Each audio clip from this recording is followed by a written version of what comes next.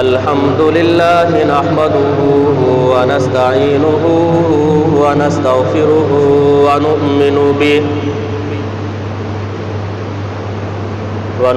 به ونتوكل عليه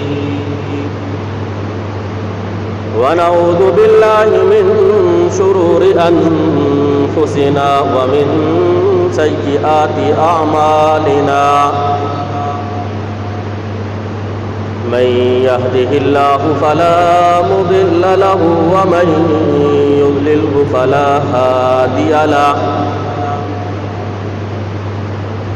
ونشهد أن لا إله إلا الله وحده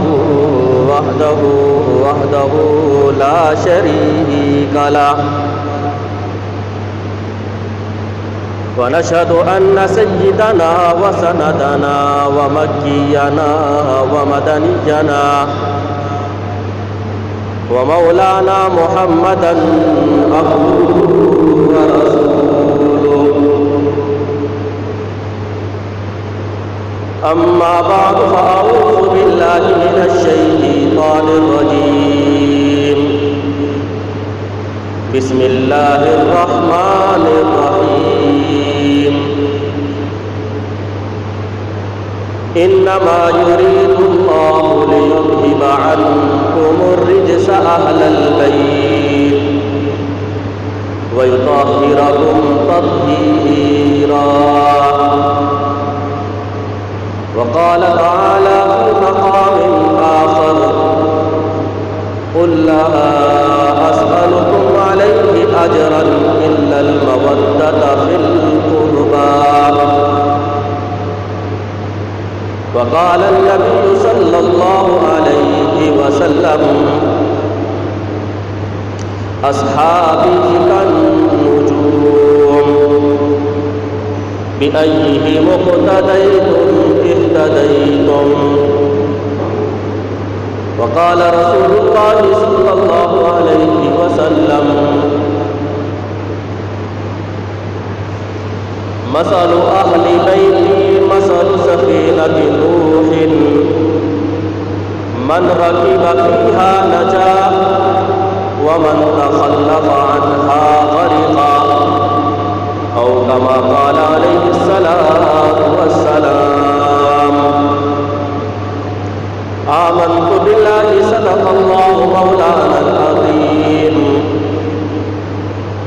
وصدق رسوله النبي الأمي الهاشمي المدني الكريم ونحن على ذلك لمن الشاهدين والشاكرين والحمد لله رب العالمين.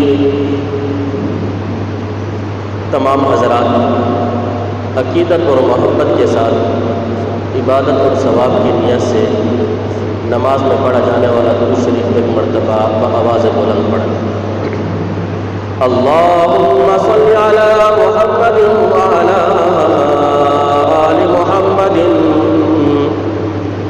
كما صليت على إبراهيم وعلى آل إبراهيم إنك حميد مجيد.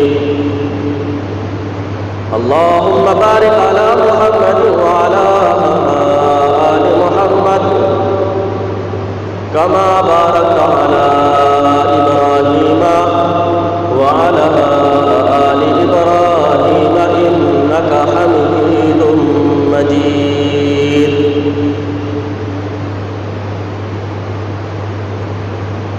فنا فی اللہ کی تہ میں بقا کا راز مضمر ہے. جسے مرنا نہیں آتا اسے جینا نہیں آتا. واجب الاحترام عزیزان گرامی، آپ کے سامنے قرآن کریم فرقان مجید کی 2 آیات کریمہ تلاوت کی اور سرکار دو عالم تاجدار مدینہ محمد مصطفیٰ احمد مجتبیٰ صلی اللہ علیہ وسلم کی 2 احادیث مبارکہ بھی پیش کی. آج کے خطبے کے اندر میں آپ کے سامنے دو باتیں رکھوں گا۔ ایک یہ کہ اہل بیت کسے کہتے ہیں، اہل بیت سے کون لوگ مراد ہیں، اور دوسری بات اہل بیت سے ہمارا تعلق کیسا ہونا چاہیے۔ قرآن کریم کے اندر اللہ کریم نے سورۃ الاحزاب کے اندر آقا کریم صلی اللہ علیہ وسلم کی گھر والوں کا تذکرہ کیا اور ان کی صفات بھی بیان کی اور ان کے لیے کچھ احکامات بھی بیان کیے۔ اس میں ایک آیت ذکر کی، انما یرید اللہ لیذھب عنکم الرجس اہل البیت ویطہرکم تطہیرا، کہ اللہ فیصلہ کر چکا ہے کہ اے اہل بیت، اللہ تم سے ہر قسم کی ناپاکی، عیب اور نقص کو دور کر دے گا اور تمہیں صاف ستھرا کر دے گا۔ جب یہ آیت نازل ہوئی تو اس آیت سے پہلے کی آیات یا اس آیت کے بعد کی جو آیات ہیں، یعنی اس آیت کے سیاق اور سباق کا جب ہم مطالعہ کریں تو ہمیں یہ معلوم ہوتا ہے کہ اس سے پہلے والی آیات کے اندر ازواج مطہرات کا ذکر، اس آیت کے بعد میں بھی ازواج مطہرات کا ذکر، حضور کی بیویوں کا ذکر آ رہا ہے۔ تو پتہ چلا کہ یہ آیت بھی کس کے بارے میں تھی، حضور کی بیویوں کے بارے میں۔ یہ بات بھی ذہن نشین رہے، پیغمبر کی زبان و قرآن کی تشریح ہے۔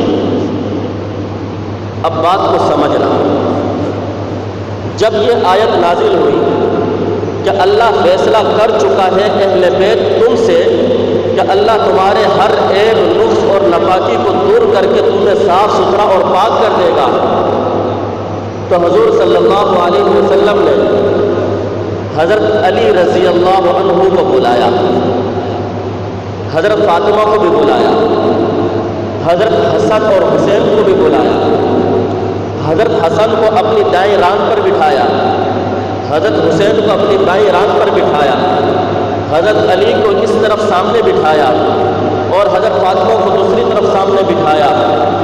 حضرت عائشہ اس روایت کو نقل کرنے والی ہیں۔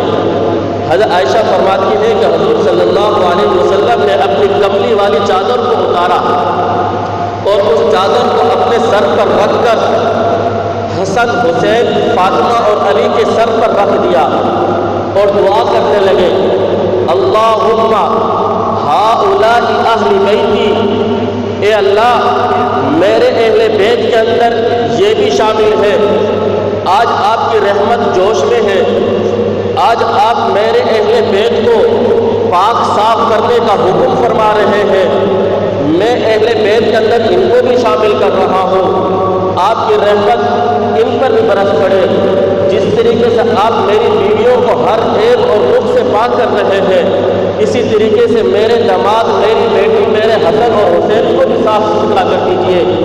جب یہ روایت، جب یہ واقعہ ہو گیا تو آپ غور سے سننا، توجہ کرنا، قرآن کی زبان سے ہمیں معلوم ہوا اہل بیت سے کون لوگ مراد، نبی کی بیویاں، کیونکہ اس آیت سے پہلے نبی کی بیویوں کا ذکر اور اس آیت کے بعد بھی نبی کی بیویوں کا ذکر ملا۔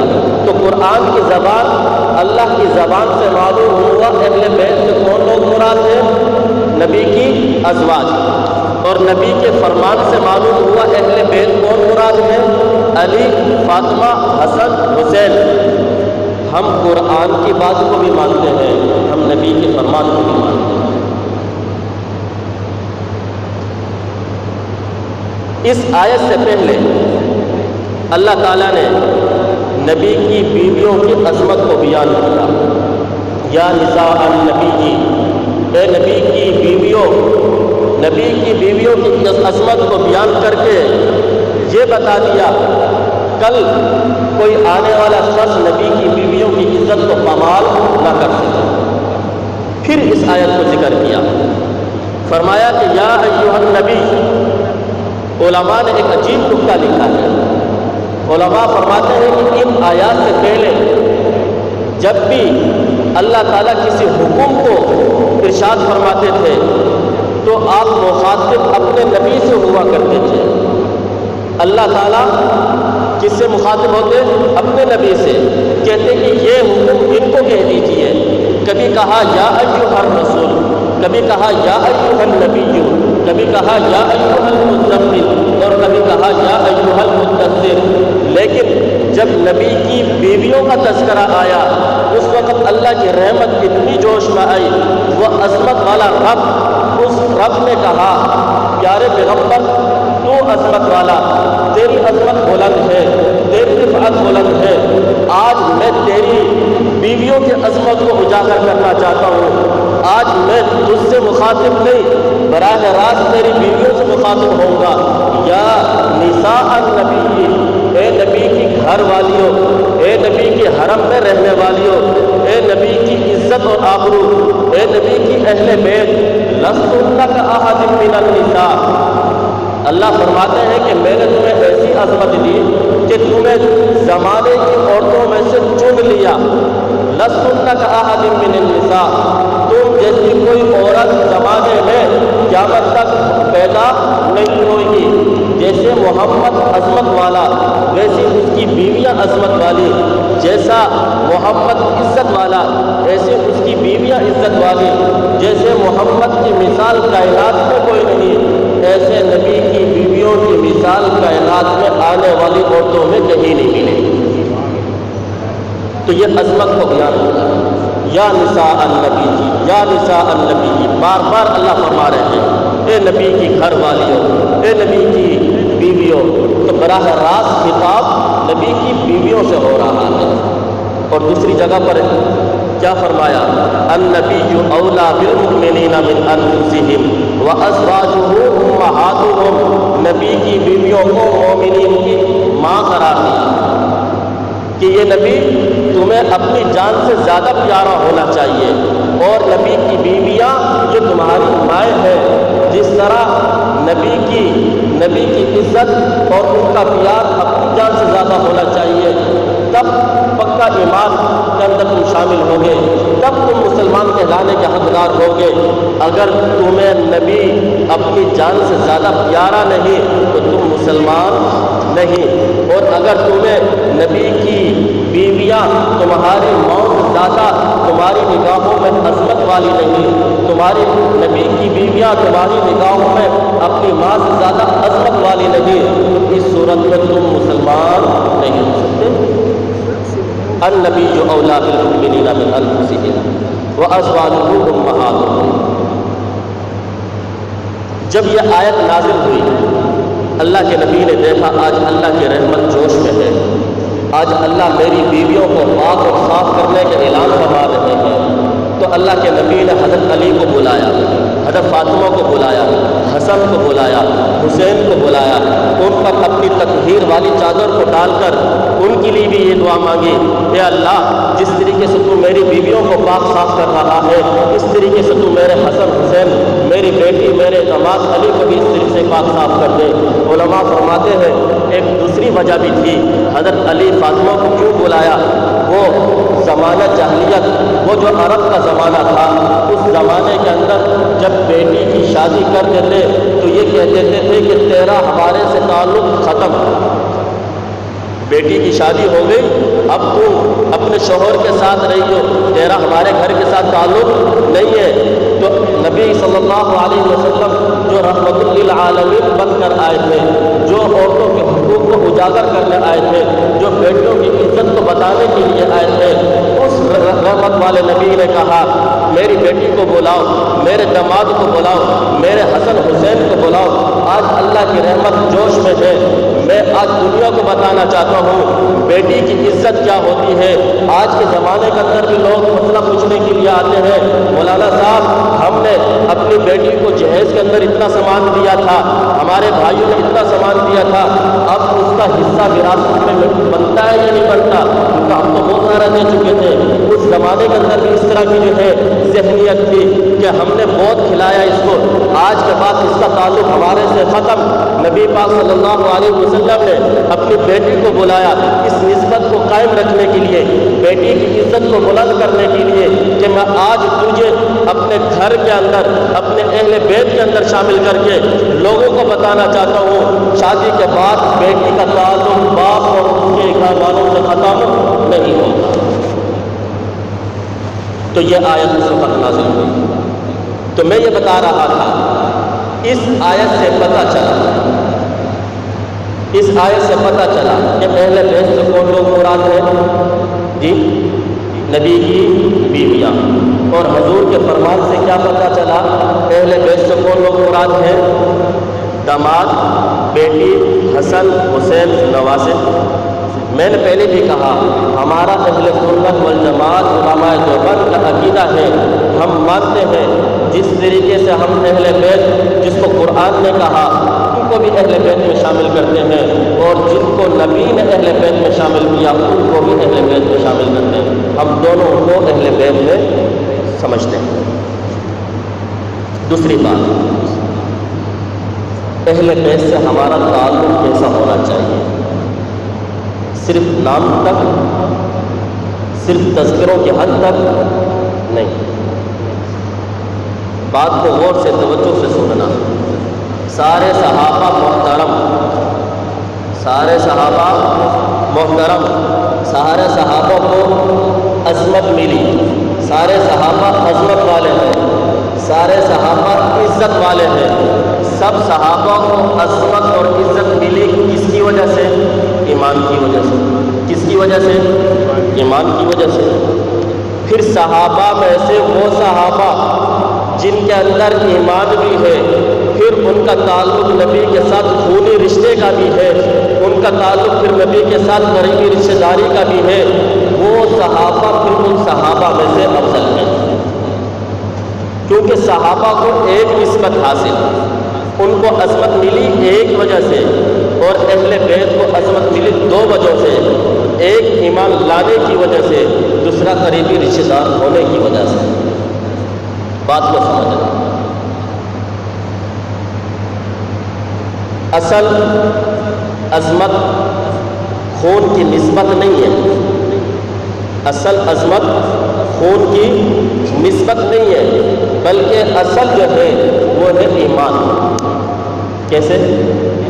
حضرت نوح علیہ السلام جب طوفان نوح آیا تو اللہ تعالیٰ نے کہا تھا کہ میں آپ کے گھر والوں کو بچاؤں گا, اس طوفان نوح کے اندر یہ لوگ جو ہے ڈوبیں گے نہیں.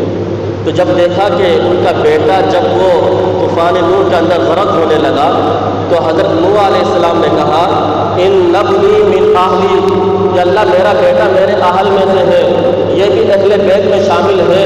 اللہ نے فرمایا انہ لیس من اہلک انہ عمل غیر صالح, یہ تیرے گھر میں شامل نہیں. کیوں؟ اس لیے کہ اس کے اندر ایمان نہیں ہے. تو میں نے یہ کہا اصل چیز خون کے اندر یہ نسبت اصل نہیں, اصل ایمان ہے. اگر قریبی رشتہ داری تو ہے لیکن ایمان نہیں تو ہمارے نزدیک وہ قابل احترام بھی نہیں.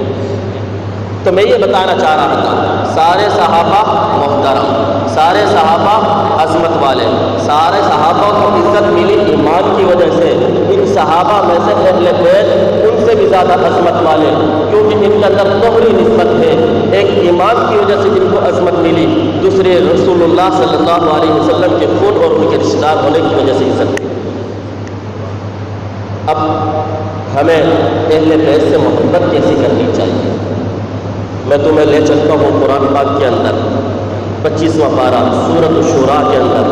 اللہ فرماتے ہیں قل لا اسألكم علیہ اجرا الا المودۃ فی القربى. بعض مفسرین نے کہا کہ اس آیت کے مصداق صحابہ بھی ہیں. اس آیت کا مطلب کیا ہے؟ اے پیغمبر آپ اپنے صحابہ کو کہہ دیجیے کہ میں نے جو تمہارے اوپر اتنی محنت کی, میں نے جو تمہیں گمراہیوں سے نکال کر ہدایت دی, میں نے جو کلمہ طیبہ کی دولت تمہیں دی ہے, میں نے جو ایمان کی دولت دی ہے, میں نے جو تمہارے اوپر اتنی محنت کی، گمراہیوں سے نکال کر تمہیں جو ہے جہالت سے نکال کر علم کی نعمت سے تمہیں نوازا، ایمان کی نعمت سے تمہیں نوازا، آج تم اولئک هم المؤمنون حقا کے مصداق ٹھہرے ہو، آج تم اولئک هم المفلحون کے مصداق ٹھہرے ہو، آج تم رضی اللہ عنہم ورضوا عنہ کی سرٹیفکیٹ تمہیں مل رہی ہے۔ تمہارے بارے میں اللہ نے کہا فَإِنْ آمَنُوا بِمِثْلِ مَا آمَنْتُمْ بِهِ فَقَدِ اهْتَدَوْا، تمہیں معیار ایمان کے لیے بطور نمونہ بنا کر پیش کیا جا رہا ہے کہ تمہارا ایمان، اگر تم ایمان لانا چاہتے ہو تو صحابہ جیسا ایمان لے کر آؤ، یہ تمہیں عظمت ملی، یہ تمہیں جو عزت ملی، یہ تمہیں جو بلندی مل رہی ہے، یہ تمہیں جو اللہ کی طرف سے انعامات مل رہے ہیں، یہ ساری میری محنت، میں اس محنت کی وجہ سے لا اسألکم علیہ اجرا، کسی قسم کی تم سے پیسوں کا مطالبہ نہیں کرتا، میں اس محنت پر تم سے اجر کا مطالبہ نہیں کرتا، میں تم سے دولت کا مطالبہ نہیں کرتا، میں تمہیں یہ نہیں کہتا کہ تم میرے لیے سونے کا محل بناؤ، تم میرے لیے یہ کام کرو، نہیں، ساری چیزیں نہیں مانگتا میں تم سے، صرف ایک چیز تم سے مطالبہ کرتا ہوں، ایک چیز کا مطالبہ ہے۔ اللہ کے رسول کون سا مطالبہ، کیا مانگنا چاہتے ہیں؟ آپ نے ہمیں اندھیروں سے نکال کر روشنی کی طرف لے کر آئے، آپ ہمیں جو ہے کفر اور شرک کی بدعات کے اندر مبتلا تھے، اس سے نکال کر ایمان کی دولت سے نوازے، آپ مانگنا کیا چاہتے ہیں؟ فرمایا اِنَّ الْمَوَدَّةَ فِي الْقُرْبَى، اپنے رشتہ داروں کے لیے مودت چاہتا ہوں، اپنے قریبی، اپنے اہل بیت کے لیے محبت چاہتا ہوں، صرف یہی میں تم سے مانگنا چاہتا ہوں۔ تو قرآن نے کہا کہ کیا مانگنا چاہتے ہیں اللہ کے رسول؟ اہل بیت سے محبت، مودت، دو لفظ ہیں، ایک ہے محبت، ایک ہے مودت۔ علماء نے بڑا عجیب نقطہ بیان کیا ہے کہ قرآن کہتا ہے اِلَّا الْمَوَدَّةَ اِلَّا الْمُحَبَّةَ، محبت کا لفظ ذکر نہیں کیا، محبت کا تعلق ہوتا ہے دل کے ساتھ، وہ چھپی بھی ہوتی ہے اندر، پتہ نہیں ہوتا کہ اس سے محبت ہے یا نہیں، اور مودت کا تعلق ہوتا ہے ظاہر کے ساتھ، کہ اللہ کے نبی فرما رہے ہیں میں تم سے مودت چاہتا ہوں کہ جب میرے قریبی رشتہ دار تمہارے سامنے آ جائے، جب میرا چچا عباس تمہارے سامنے آ جائے، جب میرا علی تمہارے سامنے آ جائے، جب میرا حسن حسین تمہارے سامنے آ جائے، مودت کے ساتھ پیش آنا۔ اس آیت کے مصداق جو صحابہ تھے، وہ صحابہ اس آیت پر مکمل طور پر فٹ آتے ہیں یا نہیں؟ اب ہمیں یہ دیکھنا ہے کہ صحابہ کو اہل بیت سے کتنی محبت تھی اور اہل بیت کو صحابہ سے کتنی محبت تھی۔ اب صحابہ کی محبت دیکھیں گے تو پھر جو ہے ہم اس پر عمل کریں گے نا، کیونکہ اللہ کے نبی نے کیا فرمایا؟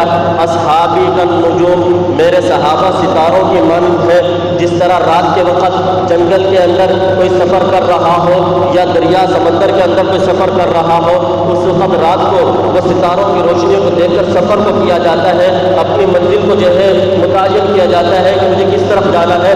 فرمایا کہ میرے صحابہ ستاروں کی مانند ہے، اگر تمہیں سیدھے راستے پر چلنا ہے صحابہ کو دیکھنا پڑے گا، صحابہ کس طریقے سے اہل بیت سے محبت کیا کرتے تھے اور اہل بیت صحابہ سے کس طرح محبت کیا کرتے تھے۔ اس پر چند واقعات آپ کے سامنے پیش کروں گا، واقعات تو بہت زیادہ ہیں، وقت اتنا ہی ہے، صرف 2-4۔ آپ اندازہ لگائیں کہ صحابہ اہل بیت سے کتنی محبت کیا کرتے تھے۔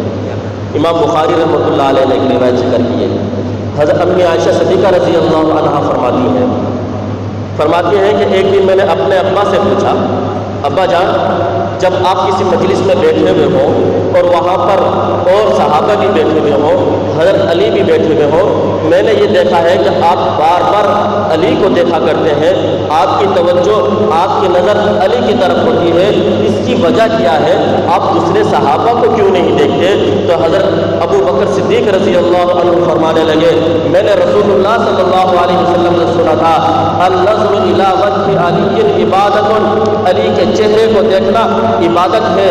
ایک روایت میں فرمایا من نظر الی علی، جس نے علی کو محبت کی نگاہ سے دیکھا، عزت کی نگاہ سے دیکھا، وجبت لہ الجنہ، اس کو اوپر جنت واجب ہو جاتی ہے۔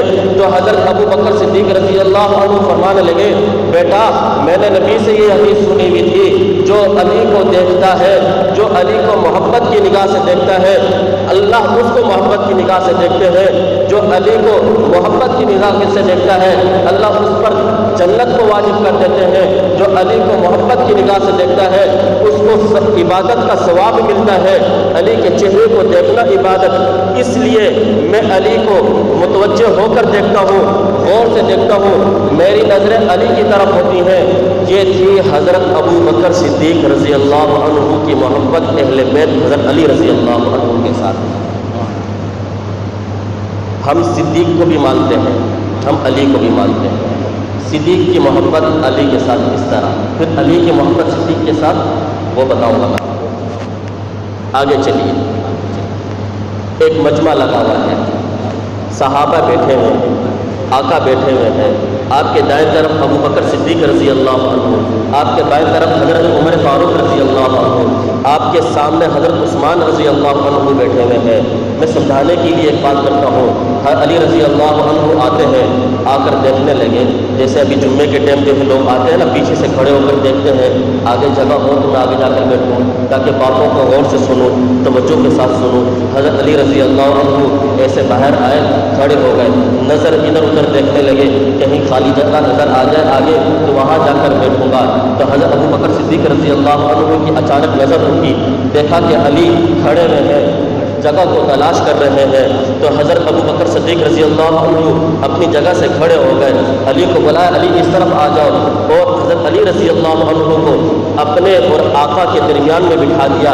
حضرت نبی پاک صلی اللہ علیہ وسلم کے چہرے پر مسکراہٹ ہے، آپ خوش ہونے لگے۔ آپ نے فرمایا، ابو بکر، علی عظمت والا ہے، تو بھی عظمت والا ہے، علی عزت والا ہے، تو بھی عزت والا ہے، علی کا مقام بہت بلند، تیرا مقام بھی بہت بلند، علی سب سے پہلے کلمہ پڑھنے والا، تو بھی سب سے پہلے کلمہ پڑھنے والا ہے، علی مجھ پر ایمان لانے میں سب سے اول، تو بھی مجھ پر ایمان لانے میں سب سے اول۔ ایک عظمت والا دوسرے عظمت والے کو پہچانتا ہے، تو نے علی کی عظمت کو پہچان لی۔ یہ تھی حضرت ابو بکر صدیق رضی اللہ عنہ کی اہل بیت سے محبت۔ آگے چلیے، ایک موقع پر حضرت ابو بکر صدیق رضی اللہ عنہ، حضرت عمر فاروق رضی اللہ عنہ بیٹھے ہوئے ہیں، اچانک حضرت عباس رضی اللہ عنہ آ جاتے ہیں۔ تو حضرت ابو بکر حضرت عمر رضی اللہ عنہ دونوں کھڑے ہو جاتے ہیں۔ حضرت عباس کہنے لگے، تم دونوں بڑی عزت والے ہو، تم دونوں کے لیے اللہ کے نبی نے بڑی جو ہے بشارتیں دی ہیں، تمہارا مقام تو اللہ کے نبی نے بڑا بلند بتایا ہے، تم جب مجھے دیکھتے ہو تو کھڑے کیوں ہو جاتے ہو، میرے لیے کھڑے نہ ہوا کرو۔ تو حضرت عمر فاروق رضی اللہ عنہ فرمانے لگے، میں نے اللہ کے نبی سے یہ بات سنی تھی، چچا باپ کی جگہ پر ہوتا ہے، جس طرح مصطفیٰ کی عزت کرنا ایمان کا جز ہے، اس طریقے سے مصطفیٰ کے چچا اس کے باپ کی عزت کرنا یہ ہمارا ایمان کا جز ہے، ہم اس وجہ سے آپ کے لیے کھڑے ہوتے ہیں۔ یہ تھی صحابہ کی اہل بیت سے محبت۔ ایک اور واقعہ آپ کے سامنے پیش کروں گا، بات کو ختم کرنا چاہوں گا۔ ایک موقع پر حضرت حسین رضی اللہ عنہ ایک جنازے سے واپسی آتے ہیں، آپ کے ساتھ صحابہ بھی ہیں، حضرت ابو ہریرہ رضی اللہ عنہ بھی ہیں۔ حضرت حسین رضی اللہ عنہ آ کر بیٹھ جاتے ہیں ایک جگہ پر، صحابہ بھی بیٹھ جاتے ہیں۔ حضرت ابو ہریرہ رضی اللہ عنہ کی نظر اٹھی، دیکھا کہ حضرت حسین رضی اللہ عنہ کے پاؤں پر مٹی لگی ہوئی ہے، دھوڑ ہے، پیدل چلنے کی وجہ سے قبرستان میں گئے تو وہاں سے مٹی لگ چکی ہے۔ تو حضرت ابو ہریرہ رضی اللہ عنہ، کون ابو ہریرہ؟ جو اس امت کا سب سے بڑا حافظ الحدیث، 5,500 سے زائد احادیث کو نبی پاک صلی اللہ علیہ وسلم سے نقل کرنے والا، وہ ابو ہریرہ، وہ آگے بڑھ کر وہ حضرت حسین رضی اللہ عنہ کے پاؤں پر جو مٹی لگی ہوئی تھی اپنے کندھے سے رومال اور جو ہے چادر کو اتار کر حضرت حسین کے پاؤں کو صاف کرنے لگے۔ بعض روایت میں آتا ہے کہ اپنی پگڑی کھول کر اس کپڑے سے پاؤں صاف کرنے لگے۔ حضرت حسین رضی اللہ عنہ اپنے پاؤں کو انہوں نے پیچھے کر لیا، کھڑے ہو گئے، روکا، نہیں چچا اس طرح مت کرو، آپ تو میرے نانا کے دوست ہو، آپ تو عمر میں مجھ سے بڑے ہو، آپ کی داڑھی تو سفید ہو چکی ہے، آپ کی عزت کرنا میرے اوپر واجب ہے، آپ یہ کیا کر رہے ہو، میرے پاؤں کو آپ صاف کر رہے ہو؟ تو حضرت ابو ہریرہ رضی اللہ عنہ فرمانے لگے بیٹا چھوڑ دے، میں نے اللہ کے نبی سے سنا تھا کہ اللہ کے نبی نے فرمایا تھا اے اللہ میں حسین سے محبت کرتا ہوں، اے اللہ تو بھی حسین سے محبت کر، اے اللہ جو حسین سے محبت کرے تو اس سے بھی محبت کر، اے اللہ جو حسین کی عزت کرے اس پر جنت کو واجب کر دے، اے اللہ جو حسین سے محبت کرے تم اس سے راضی ہو جا۔ میں تجھ سے محبت اس لیے کر رہا ہوں تاکہ اللہ مجھ سے راضی ہو جائے، میں تجھ سے محبت اس لیے کر رہا ہوں تاکہ جنت مجھ پر واجب ہو جائے، میں تجھ سے اس لیے محبت کر رہا ہوں تاکہ آقا کی شفاعت میرے حق میں جو ہے مجھے نصیب ہو جائے۔ یہ تھی صحابہ کی اہل بیت کے ساتھ محبت۔ میں نے آپ کو بتایا حضور صلی اللہ علیہ وسلم، وقت کم ہے کہ آپ صلی اللہ علیہ وسلم نے فرمایا اصحابی کالنجوم، میرے صحابہ ستاروں کی مانند۔ صحابہ کو دیکھو جو صحابہ نے کیا، فَإِنْ آمَنُوا بِمِثْلِ مَا آمَنْتُمْ بِهِ فَقَدِ اهْتَدَوْا، جیسے صحابہ نے کام کیے، جیسے صحابہ ایمان لائے، اللہ فرماتے ہیں ویسے ایمان لانا پڑے گا، تب تمہارا ایمان قابل قبول ہوگا۔ جیسے صحابہ محبت کیا کرتے تھے ہمیں بھی ویسی محبت کرنی چاہیے۔ صحابہ کو ستاروں کے ساتھ مثال دی، اور اہل بیت کے بارے میں کیا فرمایا؟ مثل اہل بیتی مثل سفینۃ نوح، میرے اہل بیت کی مثال حضرت نوح علیہ السلام کی کشتی کی طرح ہے۔ من رکب فیہا نجا، جو اس کشتی میں سوار ہوا تھا وہ بچ گیا تھا، وہ جو ہے نجات پا گیا تھا۔ ومن تخلف عنہا غرقا، جو اس کشتی میں سوار نہیں ہوا وہ غرق ہو گیا تھا، وہ ڈوب گیا تھا۔ اسی طریقے سے نبی پاک صلی اللہ علیہ وسلم نے اپنے اہل بیت کی مثال اس کشتی کی طرح دی، صحابہ کی مثال ستاروں کی طرح دی۔ ایک حدیث میں آقا نے فرمایا قیامت کے قرب فتنے اتنی تیزی کے ساتھ آئیں گے جس طرح تسبیح کے دھاگے کو توڑ دیا جائے، اس کے پیچھے دانے ایک دوسرے کے پیچھے پیدر پہ گرتے ہیں۔ فرمایا کہ فتنے اتنی تیزی کے ساتھ آئیں گے، تو فرمایا کہ جب جاہلیت کی جو ہے وہ نہریں آ جائیں، جب جاہلیت کی گمراہی کی بے حیائی کے سیلاب آنے لگ جائیں، اس وقت سیلاب کے اندر انسان کیا کرے گا؟ یا تو یہی کرے گا کہ وہ تیرنا شروع کرے گا، یا کسی تختے یا کشتی میں سوار ہو جائے گا۔ فرمایا کہ قیامت کے قریب فتنے اتنے تیزی سے بہیں گے، اتنے سیلاب کی طرح آئیں گے، اب اس کے اندر یا تو انسان جو ہے تیرنے کی کوشش کرے گا، کتنی دیر تیرے گا؟ ڈوب جائے گا۔ تو اب اس کے لیے بتایا میرے اہل بیت کی مثال اس کشتی کی طرح ہے، جب بے حیائی کے فتنے آ جائیں، جب گمراہی کے فتنے آ جائیں، جب شرک اور بدعات کے فتنے آ جائیں، تو اس وقت تم اہل بیت کی کشتی میں بیٹھ کر ستاروں کو دیکھ کر راستے کی تعین کرنا۔ جب تم کشتی میں سوار ہو جاؤ گے ستاروں کو دیکھتے ہوئے تو تم جو ہے اپنی منزل مقصود تک پہنچ جاؤ گے۔ تو اللہ سے دعا ہے اللہ تعالی ہمیں صحابہ سے بھی محبت عطا فرمائے، اہل بیت سے بھی محبت عطا فرمائے، جیسے صحابہ نے اہل بیت سے محبت کی، جیسے اہل بیت نے صحابہ سے محبت کی، ہمیں بھی ایسے ان سے محبت کرنے کی توفیق عطا فرمائے۔ وآخر دعوانا الحمدللہ رب العالمین۔